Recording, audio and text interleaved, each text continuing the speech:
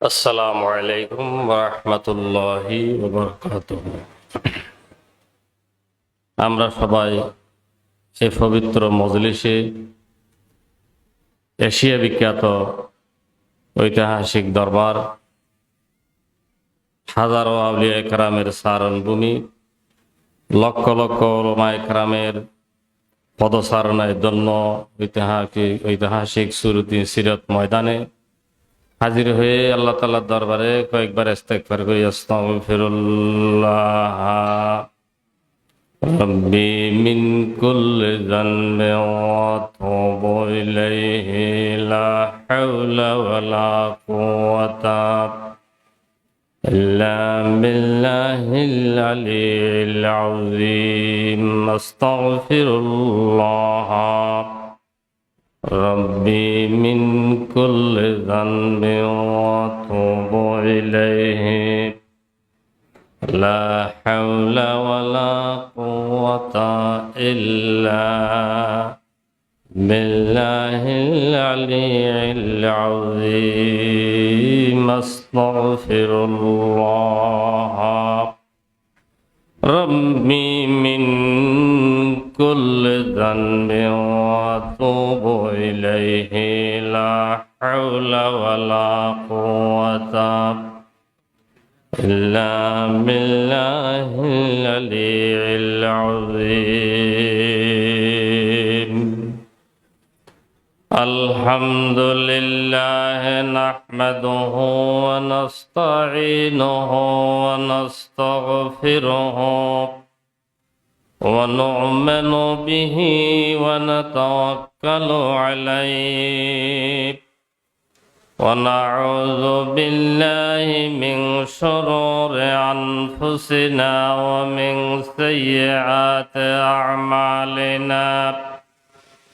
من يهد الله فلا مضل له ومن يضلله فلا هادي له ونشهد أن لا إله إلا الله وحده لا شريك له ونشهد أن سيدنا ونبينا ومولانا محمدا عبده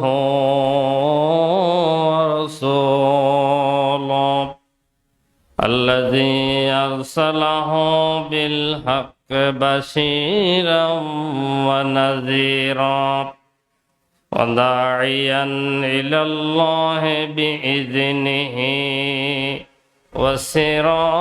وسراجا منيرا.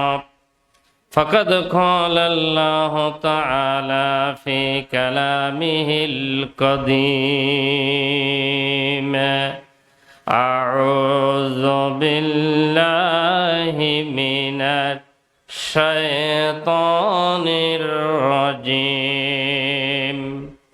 بسم الله الرحمن الرحيم. إن الله وملائكته يصلون على النبي يا أيها الذين آمنوا صلوا عليه وسلموا تسليما. اللهم صل على سيدنا مولانا محمد وعلى آل سيدنا مولانا محمد. اللهم صل على مولانا محمد وعلى آل سيدنا مولانا محمد. হৃদয়ে মুহাম্মদ, চেতনায় মুহাম্মদ, জীবনে মুহাম্মদ মরণে মুহাম্মদ আল্লাহুম্মা সাল্লি আলা সাইয়্যিদিনা মাওলানা মুহাম্মদ ওয়া আলা আলি সাইয়্যিদিনা। স্মৃতিতে তায়েফ আমার শরণে মুহাম্মদ বেদনার হোদ আমার প্রেরণায় মুহাম্মদ আল্লাহুম্মা সাল্লি আলা মাওলানা মুহাম্মদ ওয়া আলা আলি সাইয়্যিদিনা মাওলানা মুহাম্মদ বালাগাল উলা বিকামালিহি কাশাফাদ দুজা বিজামালিহি হাসনাত জামিউ হিসালিহি সাল্লু আলাইহি ওয়া আলিহি বালাগাল উলা বিকামালিহি কাশাফাদ দুজা বিজামালিহি হাসনাত জামিউ হিসালিহি সাল্লু আলাইহি ওয়া আলিহি। কদমों में मुस्तफा की मेरी मज़ार होता, ओ हाक भाक होता, मैं हाक सार होता। बलगल उला बिकमालिही कशफद दुजा बिजमालिही हसनत जमीउ हिसालिही सल्लु अलैहि व आलिहि। अऊज़ु बिल्लाहि मिनश शैतानिर रजीम। लक़द कान लकुम फ़ी रसूलिल्लाहि उस्वतुन हसना लिमन कान यर्जुल्लाह वल यौमल आखिर व ज़करल्लाह कसीरा। सदकाल्लाहुल अज़ीम। एशिया विख्यात दीनी ও আধ্যাত্মিক দরবার, ঐতিহাসিক ময়দান,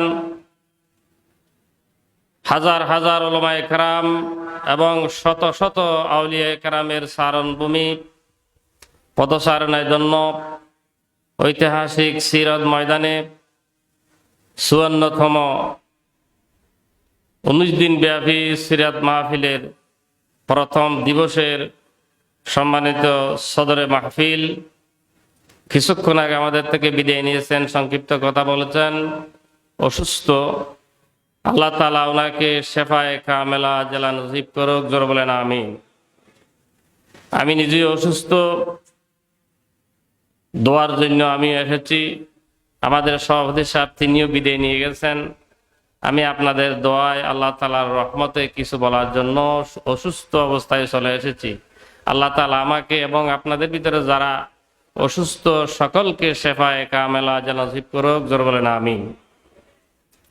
মাহফিলের সম্মানিত পরিচালক এবং এই মাহফিলের অন্যতম পৃষ্ঠপোষক হাজার আলেমের উস্তাদ শামসুল উলামা, ফখরুল উলামা, তাজুল উলামা, সুন্নতি হাকিমিয়া কামিল মাদ্রাসার সাবেক অধ্যক্ষ আলহাজ হযরত মাওলানা হাফিজুল হক নিজামী সাহেব মাদ্দাল্লাহু জিল্লা, অসংখ্য উলামায়ে কেরাম, তরিকতের খোলাফায়ে আযম উপস্থিত আছেন। আজকের এই ঐতিহাসিক ১৯ দিন ব্যাপী সিরাত মাহফিলের মঞ্চে প্রথম অধিবেশনে সম্মানিত উলামায়ে কেরাম, সম্মানিত মুরব্বিয়ানে আযম, দিন দরদি ইসলাম প্রিয় ভাই সব, বিশেষ করে ছাত্র জনতা, আশপাশ এলাকায় অবস্থানরত ব্যবসায়ী বন্ধুগণ, পর্দার আড়ালে আমার মস্তুরাত পর্দানসী মা ও বোনেরা, আমি আবার আপনাদের খেদমতে সালাম পেশ করছি। আসসালামু আলাইকুম রাহমাতুল্লাহি ওয়া বারাকাতুহু। আল্লাহ তাআলার দরবারে শুকর গুজার করি এই জন্য যে আল্লাহ তাআলা আমি নগণ্য গোলামকে সুন্নতির দরবারের এবং সুন্নতি সিরাত ময়দানের মতো একটি এশিয়া বিখ্যাত ঐতিহাসিক দ্বীনি ময়দানে আল্লাহ তাআলা আমাকে হাজির করার, কিছু কথা বলার, আপনাদের কাছ থেকে দোয়া নেয়ার সুযোগ দিলেন। শাহ মুনিবের দরবারে শুকর গুজার করি, সকলে বলি আলহামদুলিল্লাহ। আরো শুকরিয়া আদায় করে আমরা বাংলাদেশের দীর্ঘ 15 বছরের জুলুমের শাসনের অবসান ঘটিয়ে মুক্ত আকাশে, মুক্ত বাতাসে, মুক্ত মনে সুন্নতি সিরাত ময়দানে আজকে কণ্ঠ খুলে, আওয়াজ খুলে, স্বাধীনভাবে আল্লাহ তাআলা কথা বলার সুযোগ করে দিলেন, ঠিক কিনা? এজন্য আরেকবার শুকরিয়া আদায় করি, সকলে বলি আলহামদুলিল্লাহ। আজকে আমাদের কথা বলার কোনো বাধা নাই। বাধা আছে? আছে। বাংলাদেশের আলেম ওলামাদের কথা বলার জন্য থানা থেকে অনুমতি নেওয়ার প্রয়োজন হতো, ঠিক কিনা? অনুমতি নেওয়ার পরেও মঞ্চ থেকে আলেমদেরকে নামাইয়া দেওয়া হয়েছে, অ্যারেস্ট করা হয়েছে, ঠিক কিনা? এই পরিবেশ কি আছে? আল্লাহ তাআলা শুকর গুজার করা আমাদের জন্য ফরজ হয়ে গেছে। আল্লাহ তাআলা এই পরিবেশ বাংলাদেশে স্থায়ী রাখুক, জোর বলেন আমিন। আরো জোর বলেন আমিন। যে আল্লাহ রাব্বুল ইজ্জত ওয়াল জালাল আমরা বিশ্বাস করি আমাদের সাথে, আমাদের ডানে বামে, সামনে পিছনে, ঘুমে চেতনে, যেখানে থাকি না কেন সব জায়গায় একজন আছে। কে? আল্লাহ। যেখানে কেহ নাই সেখানে কে আছে? আল্লাহ আছে। সুতরাং সে আল্লাহর উপর আমরা বিশ্বাস করি, আমাদের বিশ্বাস আছে। আমরা হাজারো জুলুম, বাধা, নির্যাতন, নিপীড়ন সহ্য করার পরেও আমরা এই মাহফিল ছেড়ে চলে যাই নাই। আমরা এই মাহফিল ধরে রেখেছি এবং আলেম ওলামা কথা বলে গেছেন, ঠিক কিনা? পুলিশ, বাংলাদেশের সামরিক, বেসামরিক, সরকারি যত নেতা কেতা ছিল তাদেরকে আমাদের যে মুজাহিদরা, ইসলাম প্রিয় ভাই সাহেব ভয় করে নাই, আল্লাহকে ভয় করেছে। হাজার বাধার পরেও বাংলাদেশে মাহফিল চলছে নাকি বন্ধ হয়েছে? ইনশাআল্লাহ বাংলাদেশের মাটি ইসলামের ঘাঁটি, এদেশের মাটির গভীর ইসলামের শিকড়। 90% মুসলমানের দেশে ইসলামের কথা, কোরআনের কথা বন্ধ করার ক্ষমতা কারো নাই। আছে? চন্দ্র 15 দিন আন্ধার, 15 দিন কি আলো। আমরা 15 দিন আন্ধারে ছিলাম, এখন আমাদের সামনে আলো এসেছে, ঠিক কিনা? সুতরাং আল্লাহ তাআলার শুকরিয়া করে আমরা শেষ করতে পারবো না। আজকে আমাকে যে আয়াতে করিমা আমি নগণ্য গোলামকে বিষয় দেয়া হয়েছে, এটা বিশাল একটি বিষয়। লাকাদ কানা লাকুম ফি রাসূলিল্লাহি উসওয়াতুন হাসানা। অবশ্যই রাসূলুল্লাহ সাল্লাল্লাহু আলাইহি সাল্লামের জীবনে রয়েছে তোমাদের জন্য সর্বোত্তম আদর্শ। রসুল ছাড়া, মুহাম্মদ রাসূলুল্লাহ সাল্লাল্লাহু আলাইহি সাল্লাম ছাড়া মুসলমানরা আর কোন মানুষকে আদর্শ মানতে পারে না। পারে? মুহাম্মদ সাল্লাল্লাহু আলাইহি সাল্লাম ছাড়া পৃথিবীর কোন মানুষকে মানুষ নেতা মানতে পারে না। মুহাম্মদ সাল্লাল্লাহু আলাইহি সাল্লাম ছাড়া পৃথিবীর কোন মানুষ আদর্শ সেনাপতি মানতে পারে না। যদি প্রশ্ন করা হয় পৃথিবীর আদর্শ সেনাপতির নাম কি, উত্তরে চলে আসবে মুহাম্মদ রাসূলুল্লাহ সাল্লাল্লাহু আলাইহি ওয়াসাল্লাম। যদি প্রশ্ন করা হয় পৃথিবীর শ্রেষ্ঠ নবীর নাম কি, নাম চলে আসবে মুহাম্মদ রাসূলুল্লাহ সাল্লাল্লাহু আলাইহি ওয়াসাল্লাম। যদি বলা হয় পৃথিবীর শ্রেষ্ঠ বিচারপতির নাম কি, কি নাম? কি নাম? মুহাম্মদ রাসূলুল্লাহ। মুহাম্মদ সাল্লাল্লাহু আলাইহি ওয়াসাল্লামের উপর আর কোন বিচারপতি বিচার করতে পারবে না, এই নজির পৃথিবীর ইতিহাসে। যদি বলা হয় যুদ্ধের মহা অধিনায়ক, আদর্শ অধিনায়ককে, তখন উত্তর চলে আসবে মুহাম্মদ রাসূলুল্লাহ সাল্লাল্লাহু আলাইহি ওয়াসাল্লাম। যদি বলা হয় পৃথিবীর শ্রেষ্ঠ বুদ্ধিজীবীর নাম কি, উত্তরে আসবে মুহাম্মদ রাসূলুল্লাহ সাল্লাল্লাহু আলাইহি ওয়াসাল্লাম। যদি বলা হয় পৃথিবীর শ্রেষ্ঠ ইমামের নাম কি, কি নাম? মুহাম্মদ রাসূলুল্লাহ সাল্লাল্লাহু আলাইহি ওয়াসাল্লাম। যদি বলা হয় পৃথিবীর শ্রেষ্ঠ রাষ্ট্রপতির নাম কি, নাম কি? মুহাম্মদ রাসূলুল্লাহ সাল্লাল্লাহু আলাইহি ওয়াসাল্লাম।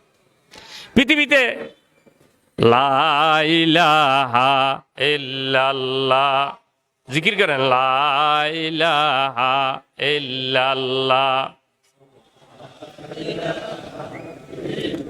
লা ইলাহা ইল্লাল্লাহ, লা ইলাহা ইল্লাল্লাহ মুহাম্মাদুর রাসূলুল্লাহ সাল্লাল্লাহু আলাইহি ওয়াসাল্লাম।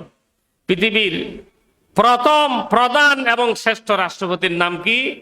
মুহাম্মদ রাসূলুল্লাহ। মদিনার আগে কোন রাষ্ট্র ছিল না, মুহাম্মদ সাল্লাল্লাহু আলাইহি ওয়াসাল্লামের আগে কোন রাষ্ট্রপতি ছিল না। পৃথিবীতে রাজনীতি শিক্ষা দিয়েছেন কে? মুহাম্মদ রাসূলুল্লাহ। পৃথিবীতে রাজনীতি ছিল না মুহাম্মদ সাল্লাল্লাহু আলাইহি ওয়াসাল্লামের আগে, গোত্রনীতি ছিল। গোত্র প্রধানকে শেখ বলা হতো। রাষ্ট্র ব্যবস্থার পত্তন করেছেন মুহাম্মদ রাসূলুল্লাহ।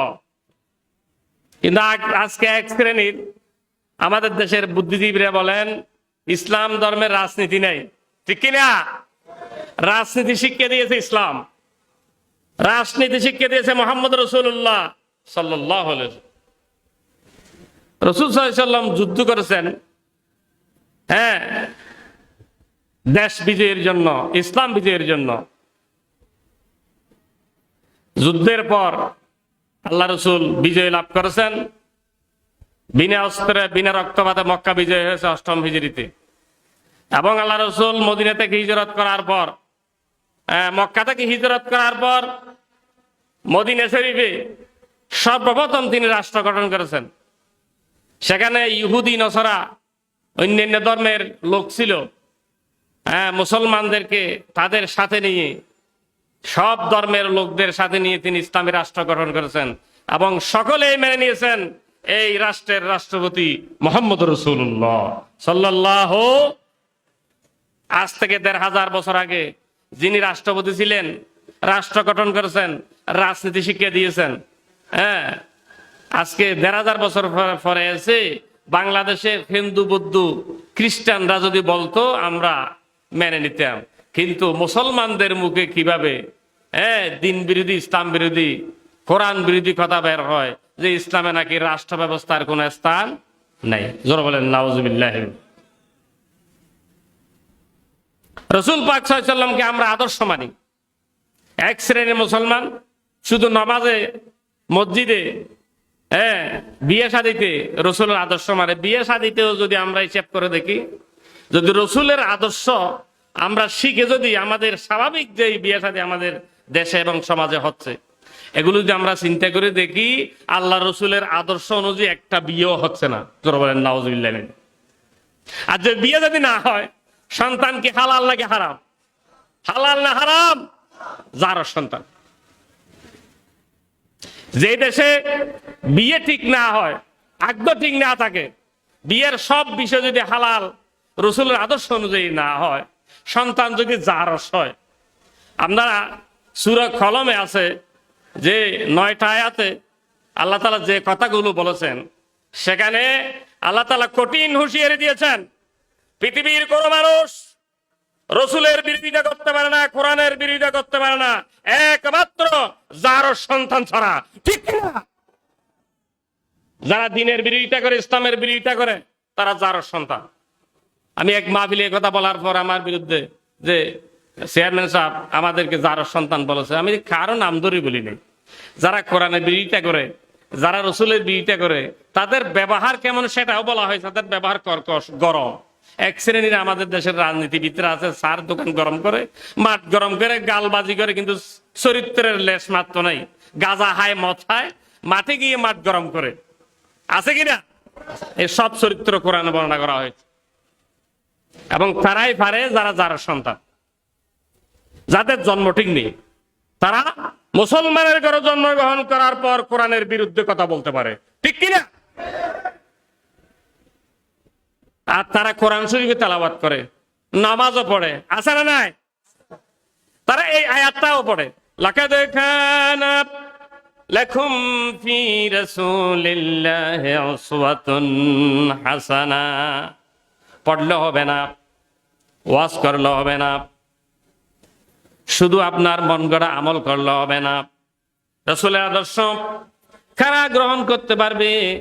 রসুলের আদর্শ গ্রহণ করার জন্য কয়টা কোয়ালিটি দরকার, বৈশিষ্ট্য দরকার। এই লোকগুলো কেমন হওয়া প্রয়োজন, কি চরিত্রের হওয়া প্রয়োজন? যেমন তেমন কেহ এই রসুলের আদর্শ গ্রহণ করতে পারবে না।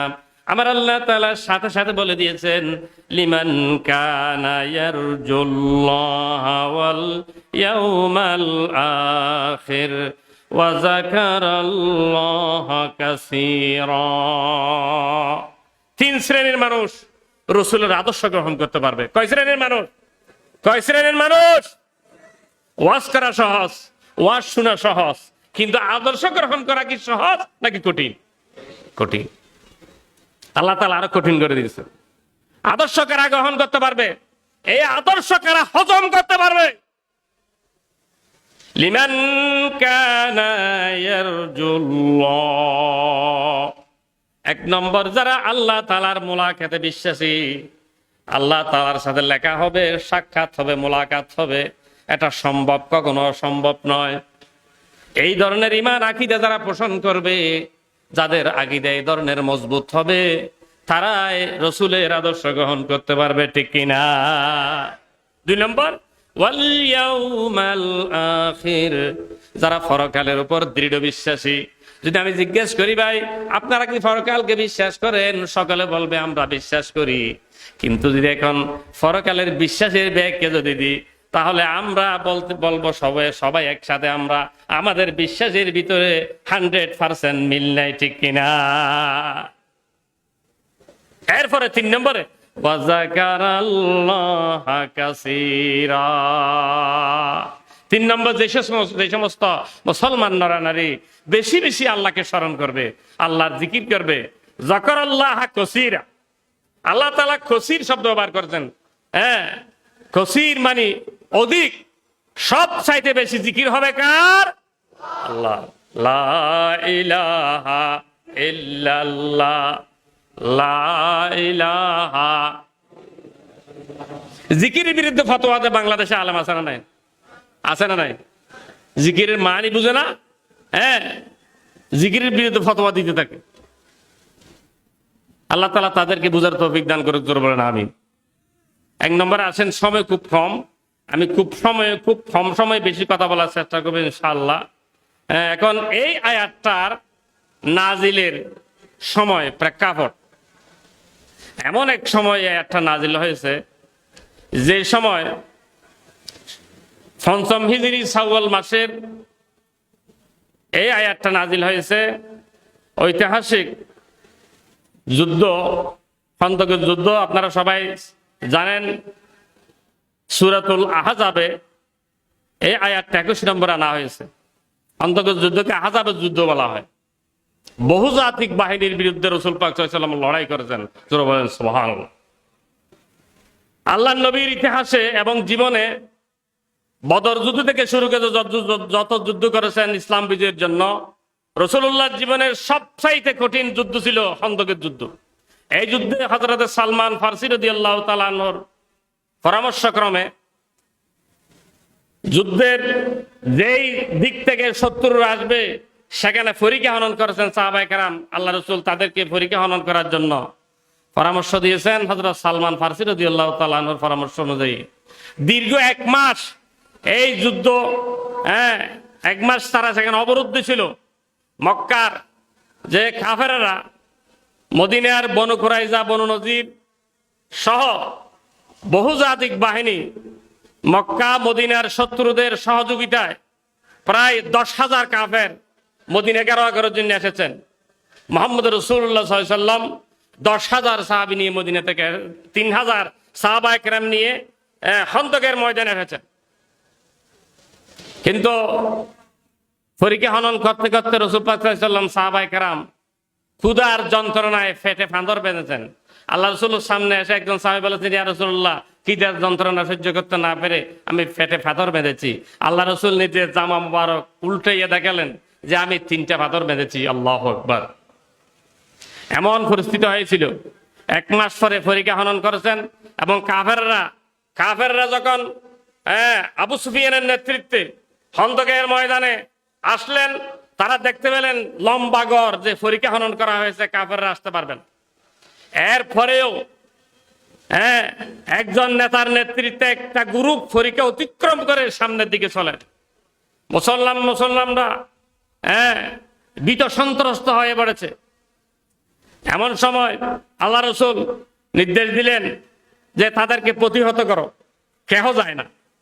যখন নাম ধরে বলেন, এ আলী, তুমি তাদেরকে প্রতিহত করো, হযরত আলী রাদিয়াল্লাহু তাআলা আনহু দ্রুত গতিতে চলে গেলেন এবং সেই কাফের সেনাপতিকে হত্যা করে তাদেরকে পিছনের দিকে তাড়িয়ে দিলেন। আল্লাহু আকবার। এরপরে যে বিশাল বাহিনী খন্দকের ময়দান ঘেরাও করে রেখেছে, সাহাবায়ে কেরাম হতাশাগ্রস্ত হয়ে গেছে। এমন সময় আল্লাহ তাআলা মুসলমানদের বিজয়ের জন্য সাহায্য প্রেরণ করেছেন বৃষ্টি এবং বাতাস। আল্লাহু আকবার। এবং প্রকট বিদ্যুতের আওয়াজ, গর্জন আকাশের, এই 3টা আল্লাহ তাআলা জিনিস দিয়ে কাফেরদেরকে ভীত করে দিলেন। মুসলমানদের ভিতরে যে আশার সঞ্চার করেছেন। আল্লাহু আকবার।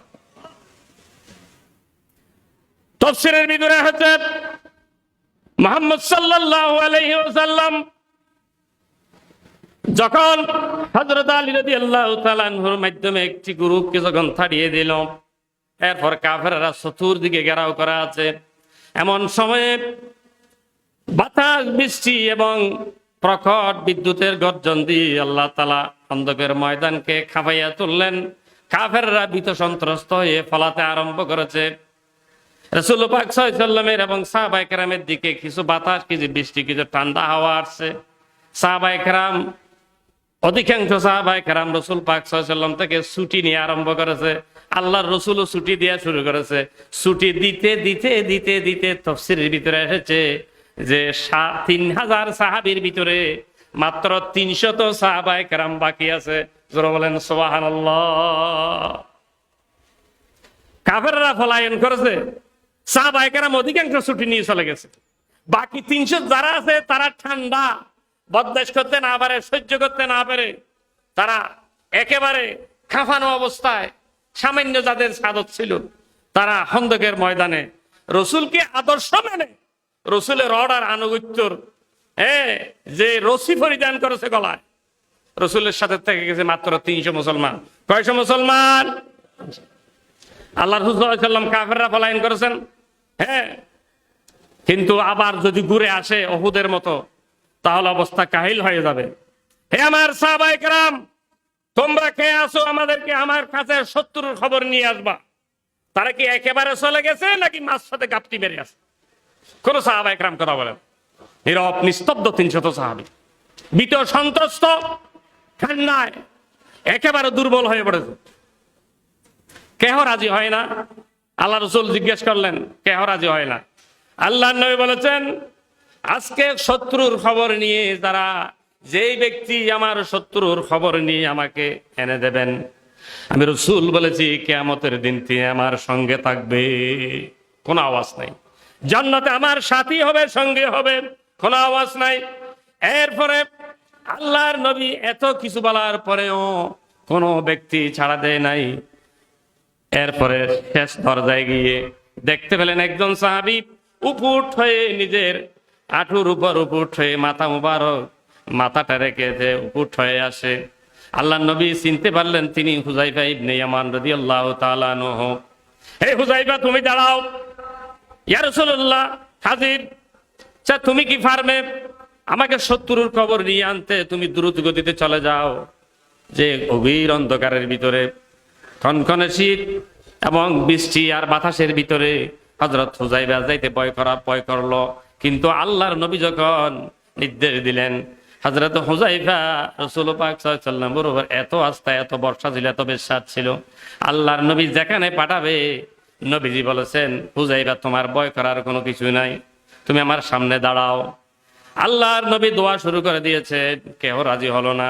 আমি হুযায়ফাকে বললাম, আয় আল্লাহ, হুযায়ফার ডানে থেকে তুমি হেফাজত করো, বামে থেকে হেফাজত করো, সামনে থেকে হেফাজত করো, পিছনে থেকে হেফাজত করো, উপর থেকে হেফাজত করো, নিচে থেকে হেফাজত করো, চতুর্দিকে আল্লাহ আমার হুযায়ফাকে তুমি হেফাজত করো। এই কথা বলার পর দ্রুত গতিতে হযরত হুযায়ফার সামনের দিকে চলে গেলেন। চলে যাওয়ার সাথে সাথে তিনি আবু সুফিয়ানকে দুই অবস্থায় দেখতে পেলেন। একটি ঘোড়ার উপর উঠে তিনি দৌড়ানোর জন্য ঘোড়াকে আঘাত করতে লাগলো। হুযায়ফা দেখেছেন যে ঘোড়াটা যে একটা খুঁটির সাথে বাঁধা, যত মারে তত ঘোড়া সেখানে নাচানাচি করে সামনের দিকে যায় না। হুযায়ফা চিন্তা করলেন তাকে তীর মারে শেষ করে দেব।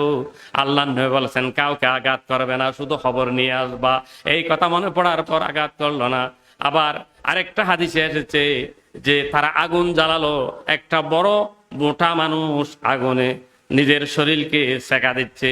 তখন তিনি কাছে গিয়ে দেখলেন তিনি আর কেউ নয়, তিনি মক্কার কাফেরদের সেনাপতি আবু সুফিয়ান। তিনি তীর আবার রেডি করলেন আবু সুফিয়ানকে মারার জন্য, কিন্তু তিনি চিন্তা করলেন রসুল তো আমাকে মারতে বলে নাই, তীর শত্রুর খবর নিয়ে যেতে বলছে। আল্লাহ নবী বলেছেন নতুন কোনো সমস্যা সৃষ্টি করবে না। হুযায়ফা সেই কথা মনে করার সাথে সাথে তীর আবার রেখে দিলেন, আবু সুফিয়ানকে মারল না। এরপরে তারা মক্কার দিকে দ্রুতগতি চলে যাচ্ছে। এই খবর দ্রুতগতিতে গভীর অন্ধকারে কনকনে শীতে আকাশের গর্জন আর ঠান্ডা বাতাসের ভিতরে তিনি খেপে খেপে রাসূলুল্লাহর দিকে চলে আসতেছেন। খবর নিয়ে শত্রুরা চলে গেছে, আমরা বিজয় লাভ করেছি, এই খবর নিয়ে চলে এসেছে। হযরত হুযায়ফা রাদিয়াল্লাহু তাআলা আনহু বর্ণনা করেছেন যে অর্ধ পথে আসার সাথে সাথে আমি 20 জন ঘোড়সওয়ারির আমার দেখা হয়ে গেল। তারা সকলে পাগড়ি বাঁধা আছে, ঘোড়ার উপর বসে আছে, দ্রুত গতিতে খন্দকের ময়দানের দিকে তারা দ্রুত গতিতে চলে যাচ্ছে। তখন জিজ্ঞাসা করলো আপনারা কারা? তখন তারা উত্তর দিল, আপনি যেই মানুষের যেই নবীর অর্ডার নিয়ে আপনি এসেছেন সেই মুহাম্মদ রাসূলুল্লাহকে সাহায্য করার জন্য আল্লাহ তাআলা আরশ আজিম থেকে খন্দকের ময়দানে আমাদেরকে প্রেরণ করেছে। আল্লাহু আকবার। তখন হযরত হুযায়ফা বললেন, তাদেরকে সালাম দিলেন এবং তারা গরম করে বলে দিয়েছেন, এই রসুলের সাথী, রসুলের সাহাবী হুযায়ফাতুল ইয়ামান, শোনো, তুমি মুহাম্মদ রাসূলুল্লাহর কাছে যাওয়ার সাথে সাথে আমাদের খবরটা পৌঁছে দিবে। তোমার সাথী যুদ্ধ করার প্রয়োজন নাই এবং তাদের সঙ্গীদের যুদ্ধ করার প্রয়োজন নাই। শত্রুদের সাথে আমরা 20 জন আল্লাহ তাআলার পক্ষ থেকে সৈন্য এসেছি খন্দকের ময়দানে ইসলাম বিজয়ের জন্য। আমরা 20 জন খোদার জন্য, শত্রু বাহিনীর জন্য যথেষ্ট। আল্লাহু আকবার। হযরত হুযায়ফা রাদিয়াল্লাহু তাআলা আনহুর মনে আশার সঞ্চার হলো। দ্রুতগতিতে আসলেন, রাসূল পাক সাল্লাল্লাহু আলাইহি ওয়াসাল্লাম পেলেন তাঁবুর ভিতরে তিনি নামাজ অবস্থা আছেন। আল্লাহু আকবার। হাদিস শরীফের ভিতরে আছে বিশ্বনবী জনাব মুহাম্মদ রাসূলুল্লাহ সাল্লাল্লাহু আলাইহি ওয়াসাল্লাম যত বিপদে পড়তেন তিনি দীর্ঘ নামাজ পড়তেন। এখন আমরা কি সংক্ষেপে নামাজ পড়ি নাকি দীর্ঘ নামাজ পড়ি? আমাদের নামাজ কেমন? রাসূল পাক সাল্লাল্লাহু আলাইহি ওয়াসাল্লামের উসওয়ায়ে হাসানা নামাজের ক্ষেত্রে সল্লু কামা রাআইতুমুনি উসাল্লি। আমাদের আজকে রসুলের নামাজ আমাদের কাজে নাই। আল্লাহ নবী যত বিপদে পড়তেন বিপদের মুহূর্তে দীর্ঘক্ষণ নামাজে থাকতেন। বদরের যুদ্ধের রাত্রে হযরত আলী রাদিয়াল্লাহু তাআলা আনহু হাদিস বর্ণনা করেছেন, আমি আল্লাহর নবীকে দেখেছি তিনি বদরের ময়দানে ফজরের নামাজ হযরত বেলাল রাদিয়াল্লাহু তাআলা আনহু আযান দেওয়ার পূর্ব মুহূর্ত পর্যন্ত বদরের মাঠে যুদ্ধের আগের রাত্রিতে আল্লাহ রাসূল নামাজ পড়ছিলেন। আল্লাহু আকবার। এই নামাজ আমাদের ভিতরে আছে আছে আমরা নামাজ পড়ি, কিন্তু আমরা রসুলকে উসওয়ায়ে হাসানা মানি, কিন্তু নামাজের ক্ষেত্রে আমরা মানি না। এই জন্য আল্লাহ রাসূল বলছেন সল্লু কামা রাআইতুমুনি উসাল্লি। হযরত হুযায়ফা আল্লাহর নবীকে খুশখবরি দেওয়ার পর বিশ্বনবী জনাবে মুহাম্মদ রাসূলুল্লাহ সাল্লাল্লাহু আলাইহি সাল্লামের কাছে আয়াত নাযিল হয়ে গেল, লাকাদ কানা লাকুম ফি রাসূলিল্লাহি উসওয়াতুন হাসানা। ইসলাম বিজয়ের জন্য বেশি মানুষের দরকার নাই, ইসলাম বিজয়ের জন্য বেশি অস্ত্রের প্রয়োজন নাই, ইসলাম বিজয়ের জন্য বেশি শক্তির প্রয়োজন নাই। বদরের ময়দানে ৩১৩ জন মানুষের প্রয়োজন, খন্দকের ময়দানের ৩০০ মানুষের প্রয়োজন, ৩০০০ মানুষের ভিতরে মাত্র আছে ৩০০ জন। আল্লাহ তাআলা সেই ৩০০ মানুষের ভিতরে আল্লাহ তাআলা যে মুহাম্মদ রাসূলুল্লাহ সাল্লাল্লাহু আলাইহি সাল্লামের ডাকে ছাড়া দিয়েছেন, হযরত হুযায়ফাতুল ইয়ামান রাদিয়াল্লাহু তাআলা আনহু একজন, এই একজনে খন্দকের ময়দানের বিজয়ের ঘোষণা দিয়েছেন। আল্লাহ তাআলার কুদরতুল সৈন্য দেখেছেন এবং মুহাম্মদ রাসূলুল্লাহ সাল্লাল্লাহু আলাইহি সাল্লাম তিনি খুশি হয়েছেন যে খন্দকের ময়দানে সাহাবায়ে কেরাম ধৈর্যের যে পাহাড় ধরেছেন, ধৈর্য ধারণ করেছেন, আল্লাহর নবীকে ছেড়ে যায় নাই ৩০০ সাহাবী। এটাই হচ্ছে উসওয়ায়ে হাসানা, এটাই হচ্ছে রাসূলের আদর্শ, এটাই হচ্ছে মডেল, এটাই হচ্ছে আমাদের দিন চলার পথের পাথেয়। সম্মানিত তাওহীদি জনতা, আমরা নামাজ পড়তে রাজি আছি, পাগুড়ি বাঁধতে রাজি আছি, দাড়ি রাখতে রাজি আছি, জুব্বা পড়তে রাজি আছি, জিকির করতে রাজি আছি, কিন্তু যেখানে ইসলাম থাকবে কি থাকবে না প্রশ্ন আসে, সেখানে যখন ডাকা হয় মুসলমানদেরকে পাওয়া যায় না, ঠিক কিনা? মুনাফিক ধরা হওয়ার ১ নম্বর জায়গা কোথায়? যুদ্ধের ময়দান। কিসের ময়দান? যুদ্ধের। আমাদের মরহুম মকফুর সিদ্দিক আজাদ রহমতুল্লাহ আলাইহি মুনাফিকের একটা উদাহরণ দিতেন। হ্যাঁ, কি উদাহরণ দিত? গরম হালে বঙ্গোপসাগর উত্তন তলহাইনে বাতাস আইলি, শাসি বাই হলে দান উড়াইলি, সোয়াগুন উড়ি যাগই দান নিচিলিকে পড়ি যাগই। আর মরহুম সিদ্দিক আজাদ রহমতুল্লাহ আলাইহির উদাহরণ মুনাফিকের উদাহরণ।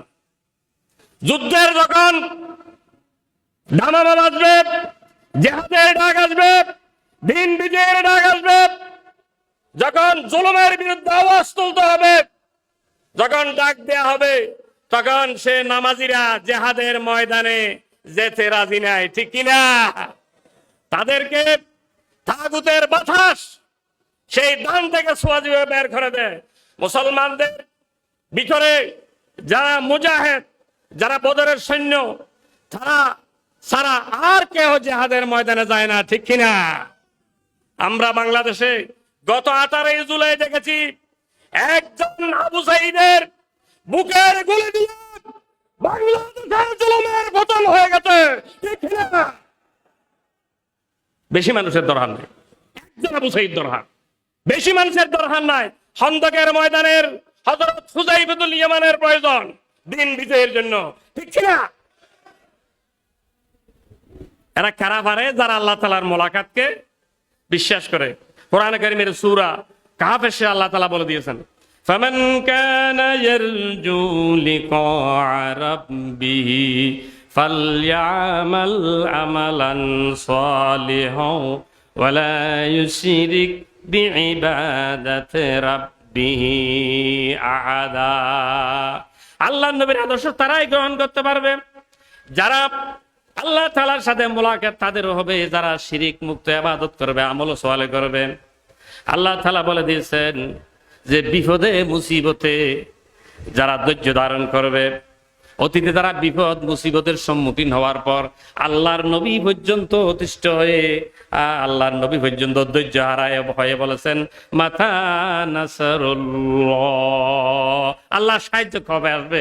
আল্লাহ তাআলা নবীদেরকে সাথে সাথে বলে দিয়েছেন আল্লাহ ইন্না নাসরুল্লাহি করিব, আল্লাহর সাহায্য বেশি কাছে। হ্যাঁ, আল্লাহ যেমন হাসে, আল্লাহর সাহায্য বেশি হাসারে দূরে আছে। আল্লাহ তাআলা বলে দিন সূরা সবে, নাসরুম মিনাল্লাহি ওয়া ফাতুহুন কারীব, সাহায্য এবং বিজয় অতি নিকটে। আল্লাহ তাআলা যে বিভিন্ন সময়ে কাফেরদের প্রশ্নের ব্যাপারে আল্লাহ তাআলা বলেছেন, ইয়াসআলুনাকা আনিল রুহ, ইয়াসআলুনাকা আনিল মুগীস, ইয়াসআলুনাকা আনিল খামর ওয়াল মাইসির। আল্লাহ তাআলা নবীকে বলেছেন কুল, বলে নবী তাদেরকে বলে দাও। কিন্তু আল্লাহর ব্যাপারে যখন প্রশ্ন করা হবে, আল্লাহ নবী কুল বলে নাই, সাথে সাথে বলেছেন ওয়াইজা সালাকা ইবাদি আন্নী ফাইন্নী করিব। হে নবী, আপনার আমার ব্যাপারে যদি আমার বান্দারা প্রশ্ন করে, আমার সম্পর্কে প্রশ্ন করে, সাথে সাথে আমার বান্দাদেরকে বলে দেবে আমি পাশে আছি, আমি কাছে আছি। আল্লাহু আকবার। আল্লাহ নবীকে আল্লাহ তাআলা আরো বলে দিয়েছেন, নাব্বি ইবাদি আনাল গফুরুর রহিম। হ্যাঁ, খবর দিয়ে দাও, হ্যাঁ আমি আমার বান্দার জন্য ক্ষমাশীল। যত গুনাহ করবে, যত অপরাধ করবে, একবার কলেমা পড়লে তামাম জীবনের গুনাহ মাফ। লা ইলাহা ইল্লাল্লাহু মুহাম্মাদুর রাসূলুল্লাহ সাল্লাল্লাহু আলাইহি ওয়াসাল্লাম। সম্মানিত দওয়াতি জনতা, আল্লাহ তাআলা আমার সামনে আছে, আল্লাহ আমার ডানে আছে, বামে আছে, সামনে আছে, পিছনে আছে, আমার চতুর্দিকে আমার আল্লাহ আছে। এই বিশ্বাস যদি থাকে, আমরা আল্লাহর কোরআনকে বাদ দিয়ে আর কোনো দিকে যেতে পারি না। আল্লাহর নবীর আদর্শ বাদ দিয়ে আর পৃথিবীর কোনো মানুষের নেতার আদর্শ মানতে পারি না, ঠিক কিনা? বদরের ময়দানে আল্লাহ তাআলা ৫,০০০ ফেরেশতা নাজিল করার পর, হ্যাঁ, আল্লাহ নবীর চেহারা আঁধার। আল্লাহ তাআলা চিন্তা করলেন যে আমার নবীকে ৫,০০০ ফেরেশতা দেওয়ার পরও, হ্যাঁ, নবী কেন চেহারা আঁধার করেছেন?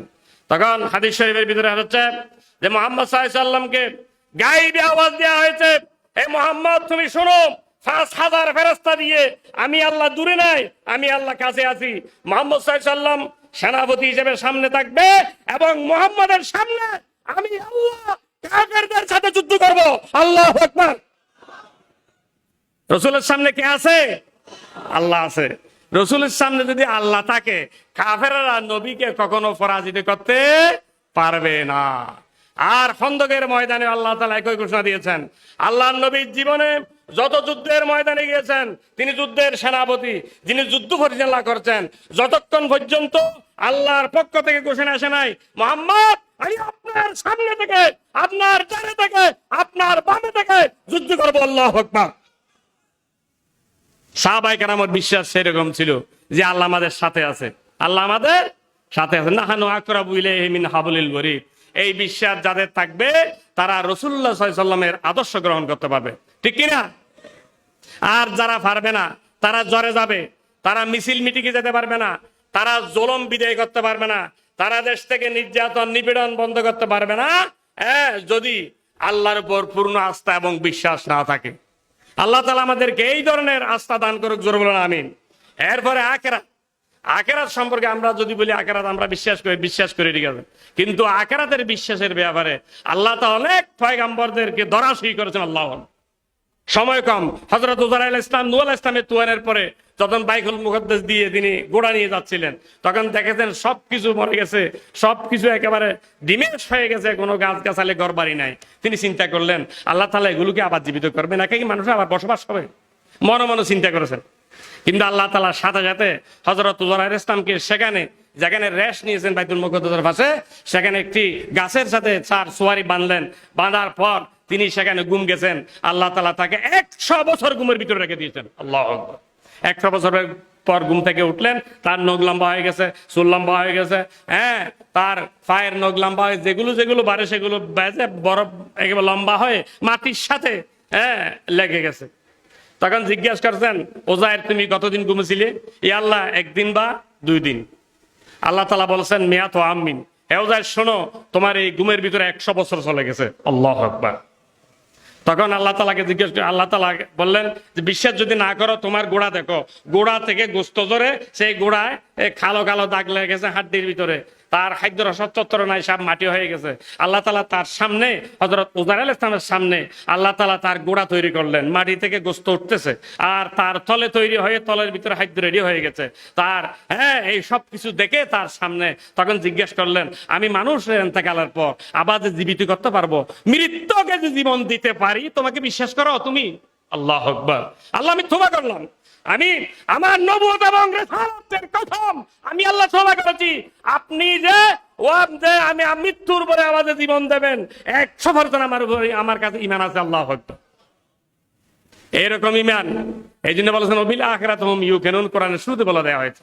এরপর আল্লাহ তাআলা বলেছেন ওয়াযাকারাল্লাহ কাসীরা, যে বেশি বেশি যারা আল্লাহকে জিকির করতে পারবে তারা আল্লাহ তাআলা আল্লাহ রসুলের আদর্শ গ্রহণ করতে পারবে। এই 3 শ্রেণীর মানুষ। আল্লাহ জিকির, হ্যাঁ, আপনি কঠিন সময়েও সহজ সময়েও করবেন, কিন্তু আল্লাহ তাআলা যখন বিজয় আসবে তখন আল্লাহ তাআলা বেশি জিকির করার জন্য বলেছেন সূরা নসরের শেষে, ফাসাব্বিহ বিহামদি রাব্বিকা ওয়াস্তাগফিরহু ইন্নাহু কানা তাওয়াবা। যখন মক্কা বিজয় হয়ে গেল, আল্লাহ তাআলা নবীকে বলেছেন, আল্লাহ নবী সাহাবীদেরকে বলেছেন কোনো প্রতিশোধ নেওয়া যাবে না, তোমাদের কাজ হলো বেশি বেশি তাসবিহ পড়া, বেশি বেশি আল্লাহর জিকির করা, আল্লাহ তাআলাকে বেশি টাকা বেশি সজদা দেয়া, বেশি ইবাদত করা। আল্লাহ তাআলা বিজয় দিয়েছে, বিজয় দেওয়ার পর আর কোনো হামলা মামলা চলবে না, শুধু আল্লাহর জিকির চলবে। শুধু কি চলবে? আল্লাহর জিকির চলবে। বাংলাদেশের এক শ্রেণীর মানুষ, হ্যাঁ, দীর্ঘ 15 বছরের জুলুমের অবসানের পর যখন একটু হুঁশ ফিরে এলো, মাঠ দহল, দোয়ান দহল, সদ দহল, বাড়ি দহল, ঘর দহল করা শুরু করেছে, ঠিক কিনা? এটা বিজয়ের জন্য, বিজয়ের সাথে মুনাফিকি আর কিছুই নয়, ঠিক কিনা? তাদের চিন্তা করা উচিত কোন দিন ছিল, কোন দিনে চলে এসেছ। আল্লাহ তাআলা তাদেরকে বুঝার তৌফিক দান করে, জোরে বলেন আমিন। লা ইলাহা ইল্লাল্লাহ, লা ইলাহা ইল্লাল্লাহ, লা ইলাহা ইল্লাল্লাহ মুহাম্মাদুর রাসূলুল্লাহ সাল্লাল্লাহু। এখন আল্লাহ তাআলা যে আমাদেরকে বলেছেন যে রাসূলুল্লাহর আদর্শ আমরা গ্রহণ করব, আদর্শের ভিতরে কঠিন, সবচাইতে কঠিন আদর্শ কি? কোরআন কারীমের ভিতরে আল্লাহ তাআলা বলেছেন ওয়াস্তাঈনু বিস-সাবরি ওয়াস-সালাত ওয়া ইন্নাহা লাকাবীরাতুন ইল্লা আলাল খাশিঈন। তোমরা আল্লাহর কাছে নামাজ এবং সবরের মাধ্যমে সাহায্য চাও, নিশ্চয়ই এটা একটু কঠিন কাজ, কিন্তু ওই সমস্ত ব্যক্তিদের জন্য কঠিন নয় যারা আল্লাহ তাআলাকে ভয় করে, যারা তো আল্লাহ তাআলাকে, আল্লাহ তাআলার লেখা, আল্লাহ তাআলার মুলাকাতকে তারা বিশ্বাস করে। পরবর্তী আয়াত আল্লাহ তাআলা বলেন আল্লাযীনা ইয়াযুন্নুনা আন্নাহুম মুলাকু রাব্বিহিম ওয়া আন্নাহুম ইলাইহি রাজিউন। যারা ধারণা করে আল্লাহ তাআলার সাথে মুলাকাত হবে, রবের সাথে সাক্ষাৎ হবে এবং তার দিকে ফিরে যেতে হবে। কোন মানুষ দুনিয়ায় স্থায়ী থাকতে পারবে না। আমরা সবাই আল্লাহর কাছে ফিরে যাব। আমরা সবাই কোথায় যাব? আমরা সবাই কোথায় যাব? আল্লাহর কাছে। ইন্নাহুম ইলাইহি রাজিউন। যারা আল্লাহ তাআলার মুলাকাতকে বিশ্বাস করে এবং আল্লাহর কাছে ফিরে যাওয়াকে বিশ্বাস করে, তাদের জন্য সবর এবং নামাজ এর রাসূলের এই আদর্শ কঠিন নয়। আল্লাহ সুবহানাল্লাহ ওয়ালহামদুলিল্লাহ লা ইলাহা ইল্লাল্লাহ সুবহানাল্লাহ ওয়ালহামদুলিল্লাহ লা ইলাহা ইল্লাল্লাহ লা ইলাহা ইল্লাল্লাহ মুহাম্মাদুর রাসূলুল্লাহ সাল্লাল্লাহু। আমার সময় প্রায় শেষের দিকে, বিষয় অনেক লম্বা, তারপরেও আমি দুইটা কথা বলে শেষ করে দেবো। একটা হচ্ছে হক আর একটা প্রতিশোধ। হকের ব্যাপারে, প্রতিশোধের ব্যাপারে আল্লাহ রাসূল খুব কঠোর ছিল। একজন সাহাবী আল্লাহ নবী কাছে এসে বললেন, ইয়া রাসূলুল্লাহ, আমি আপনার কাছে কিছু হক পাবো। আপনার কাছে কি পাবো? এখন আমরা নামাজের জানাজার সামনে দাঁড়িয়ে বলি, কিন্তু এতদিন আমরা বলি না যে কেহ হক পেয়ে থাকলে আমার সাথে যোগাযোগ করো। মতের দিন, জানাজার দিন যেমন তেমন কয়েকদিন যদি দেরি হয়, সালিশ দিলেও থাকা যায় না। একজন ব্যক্তি সাহাবী এসে বলল, ইয়া রাসূলুল্লাহ, আমি আপনার কাছে কিছু হক পাবো। তখন বললেন, ঠিক আছে, আমার তো হক, আমি দিতে রাজি আছি। অত হক মানি আমি আপনার ফিটে একটা বাড়ি মারবো। তখন সাহাবা কেরাম যারা ছিল তারা গরম হয়ে গেছে, চোখ লাল করে ফেলছে। আল্লাহ নবীর পিঠে যে বাড়ি মেরে হক আদায় করবে এমন সাহাবী, এটা সাহাবায়ে কেরাম আশ্চর্য হয়ে গেল, তাদেরকে মারার জন্য তারা উদ্যত হলো। নবীজি বলেছেন, না তোমরা ঠান্ডা থাকো। কেন? জেহাদের ময়দানে আমার গায়ে জামা ছিল না, আপনি আমাকে একটা বাড়ি মেরেছেন, কাফেরদেরকে মারার সময় বাড়ি আমার ফিটে পড়ে গেছে, তাই আমি যদি সেই বাড়িটা আপনার ফিটে যদি আমি মারতে পারি তাহলে আমার হকটা আদায় হয়ে যাবে। ঠিক আছে, আমি নবী রাজি আছি। তখন আল্লাহ রসুল, সাহাবায়ে কেরাম সবাই চতুর্দিকে গরম হয়ে আছে, লাঠি ছোড়া নিয়ে আছে, অস্ত্র নিয়ে আছে, তীর বল্লম নিয়ে আছে। রসুলের ফিটে যে বাড়ি মেরে হক আদায় করবে, এটা কোন ধরনের সাহাবে? আল্লাহ বলেছেন, না তোমরা কথা বলবে না। আল্লাহ নবী রসুল পাক সাল্লাল্লাহু আলাইহি সাল্লাম জামা মুবারক তিনি আল গেলেন এবং ফিট মুবারক খোলার সাথে সাথে সেই সাহাবী রসুল পাক সাল্লাল্লাহু আলাইহি সাল্লাম বাম পাশে পিঠের উপরে মোহর নবুয়ত, সেখানে একটি সুমা দিলেন। আল্লাহু আকবার। সুমা দেওয়ার পর তিনি বললেন, ইয়া রাসূলুল্লাহ, আমাকে মাফ করবেন এই নাটক করার জন্য। কেন?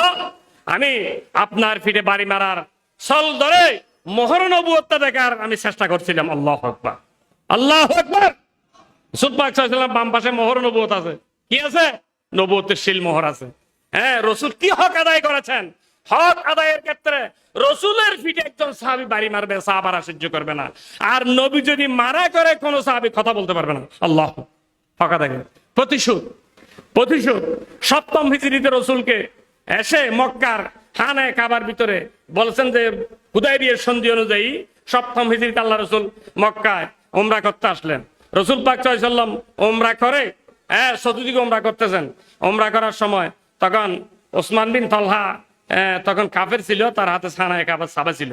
তাকে বলছেন, আমি একটু কলিজা ঠান্ডা করার জন্য একটু চাবিটা দাও, আল্লাহর ঘরে ঢুকবো। আল্লাহু আকবার। মন ঠান্ডা করার জন্য চাবি দেয় নাই। এরপরে হাদিস শরীফের ভিতরে আছে, আল্লাহর নবী অষ্টম হিজরিতে মক্কা বিজয়ের জন্য যখন মক্কা শরীফে ঢুকলেন, সর্বপ্রথম তিনি সাহাবাদেরকে আদেশ দিলেন, আমরা প্রথমে আল্লাহর কাবা তওয়াফ করব, উমরা আদায় করব, এরপরে বাকি কাজ। আল্লাহ তাআলার নবী আদেশ দেওয়ার পর তখন সকলে উমরা করতেছেন। উমরা করার পর তখন চতুর্দিকে তওয়াফ করার পর ওসমান বিন তালহার হাতে চাবি আছে। সেই চাবিটা আল্লাহর নবী ওসমান বিন তালহা থেকে তিনি খোঁজে নাই। খোঁজার আগে হযরত ওসমান বিন তালহা চাবিটা রসুলের শরীরের দিকে মেলা দিলেন। সাহাবায়ে কেরাম আরো রাগান্বিত হলেন। সাহাবায়ে কেরাম ওসমানকে মারার জন্য উদ্যত হলেন। আল্লাহর নবী মানা করেছেন। উমরার কাজ শেষে আল্লাহর নবী একটি সংক্ষিপ্ত ভাষণ দিয়েছেন। সাহাবায়ে কেরাম তারা চিন্তা করেছেন, আজকে এই চাবিটা হযরত বেলালের হাতে দেয়া হবে। কিন্তু আল্লাহর নবী সংক্ষিপ্ত ভাষণ দিতে গিয়ে বলেছেন যে ওসমান বিন তালহা কাছে চাবি ছিল, তার পূর্বপুরুষের কাছে খানায়ে কাবার চাবি ছিল। আমি মুহাম্মদ রাসূলুল্লাহ সাল্লাল্লাহু আলাইহি ওয়াসাল্লাম আজকে ঘোষণা দিলাম, অষ্টম হিজরি মক্কা বিজয়ের পর আল্লাহর কাবা তওয়াফ করার পর আমি মুহাম্মদ রাসূলুল্লাহ ঘোষণা দিলাম, আজকে থেকে ওসমান বিন তালহার হাতে আমি চাবিটা দিলাম এবং কিয়ামত পর্যন্ত ওসমান বিন তালহার বংশে আল্লাহর ঘরের চাবি থাকবে। আল্লাহু আকবার। প্রতিশোধ নেই নাই, বরং ওসমান বিন তালহাকে সেখানে সম্মানিত করেছেন।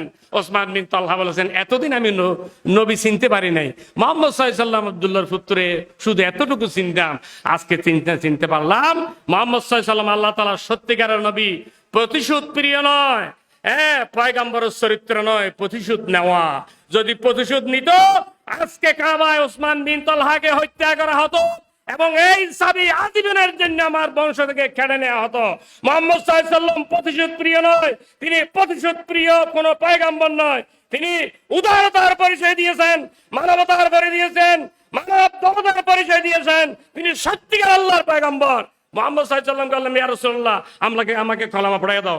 লা ইলাহা ইল্লাল্লাহ মুহাম্মাদুর রাসূলুল্লাহ, লা ইলাহা, জিকির করেন, লা ইলাহা ইল্লাল্লাহ, লা ইলাহা ইল্লাল্লাহ, লা ইলাহা ইল্লাল্লাহ, লা ইলাহা ইল্লাল্লাহ মুহাম্মাদুর রাসূলুল্লাহ সাল্লাল্লাহু আলাইহি ওয়াসাল্লাম। সময় শেষ। সম্মানিত তৌহিদি জনতা, আজকে আমি যে বিষয়ে আপনাদের সামনে কথা বলেছি, রসুল হচ্ছে আমাদের জন্য আদর্শ।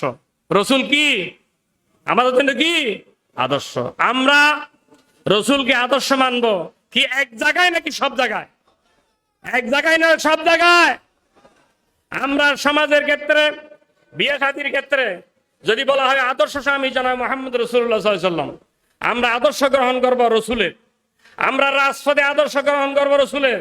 ব্যবসার ক্ষেত্রে আদর্শ গ্রহণ করব রসুলের। আমরা দেশ পরিচালনার ক্ষেত্রে আদর্শ গ্রহণ করব রসুলের। আমরা বিচার ব্যবস্থার ক্ষেত্রে আদর্শ গ্রহণ করব রসুলের। নাকি দুনিয়ার নেতা, নাকি বাংলাদেশের নেতার? আমার নেতা তোমার নেতা, আমার নেতা তোমার নেতা। আমাদের নেতার আছে, আমাদের নেতা মুহাম্মদ রাসূলুল্লাহ সাল্লাল্লাহু আলাইহি ওয়াসাল্লাম আমাদের জন্য উসওয়ায়ে হাসানা, আমাদের জন্য মডেল। আমরা আমাদের জন্ম থেকে মওত পর্যন্ত রসুল ছাড়া কাউকে মানতে পারি না, ঠিক না? যারা নামাজ পড়ে, রোজা রেখে, মুহাম্মদ সাল্লাল্লাহু আলাইহি ওয়াসাল্লামকে বাদ দিয়ে, নেতা বাদ দিয়ে মানুষের মন গড়া মতাদর্শ কায়েম করার জন্য বাংলাদেশে যারা সংগ্রাম করে, তারা মুসলমান হতে পারে না, ঠিক না? তারা মানবতার বন্ধু হতে পারে না। গত আন্দোলনের পরে দেখা গেছে যারা ইসলাম চায় তারা মানুষের সেবা করে, আর যারা ইসলাম চায় না তারা দোকান এবং চোর এবং মাঠ দখল করে, ঠিক না? মানিত ভাইরা, আমরা এই বাংলাদেশের জাতিকে উলামায়ে কেরামের মাধ্যমে নেতৃত্ব দিতে চাই। আল্লাহ রসুল চলে গেছেন, কিন্তু হাজারো রসুলের ওয়ারিস বাংলাদেশে হাজারা নাই, আছে না নাই? উলামা উম্মতিকে আম্বিয়া এবং ইসরাইল আলেমরা এই দেশের নেতৃত্ব দেবে। বাংলাদেশ আলেম ওলামার দেশ, ঠিক কিনা? এদেশে আলেম ওলামার সংখ্যা বেশি না হম, মসজিদ মাদ্রাসার সংখ্যা বেশি না হম। এই দেশে আলেম ওলামা, অসংখ্য ওলামায়ে কেরাম আছে। ইনশাআল্লাহ আপনারা দোয়া করবেন বাংলাদেশে আলেমদের ঐক্যের, যে আমাদের ঐক্যের কাজ চলছে আপনারা জানেন। সুন্নি, ওয়াহাবি, রাফেজি, হারেজি আর আমরা থাকতে দেব না। আমরা বাংলাদেশের সকল উলামায়ে কেরাম এক প্ল্যাটফর্মে নিয়ে আসবো ইনশাআল্লাহ। আমাদের আপনারা দেখতে পাচ্ছেন বাংলাদেশে আলেম ঐক্যের কাজ যারা করেছেন তারা আলেমের সমালোচনা করে না, তারা আলেমকে এক করার জন্য চেষ্টা করছে। আল্লাহ তাআলা তাদের তৌফিক দান করুক, জোরে বলেন আমিন। আলেমরা এক হবে ইনশাআল্লাহ। আলেমরা কি হবে? এক হবে। আলেমরা এই দেশের নেতৃত্ব দেবে, কারণ রসুল যদি আমাদের আদর্শ হয়, রসুলের ইন্তেকালের পরে নায়েবে রসুল আমাদের আদর্শ হবে, ঠিক কিনা? রসুলের নেতৃত্ব মানে উলামায়ে কেরামের নেতৃত্ব। আজকে সুন্নতি সিরাত ময়দানে যারা ওয়াজ করবে, যারা নেতৃত্ব দিচ্ছে, তারা দেশের নেতৃত্ব দেবে, ঠিক কিনা? আপনারা কি চান আলেমরা নেতৃত্ব দেয়? হাত তুলে দেখেন আল্লাহ তাআলাকে।